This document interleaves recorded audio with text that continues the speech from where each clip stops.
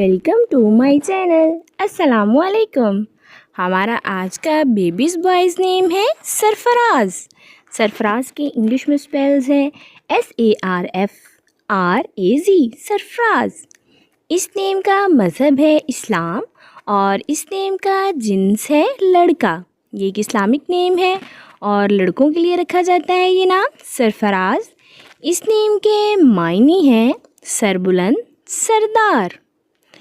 इस नेम के हरूफ की बात करें तो उर्दू में 6 हरूफ के साथ एक लफ्ज़ बनता है और इंग्लिश में इसके 7 लेटर्स 1 वर्ड, सरफराज।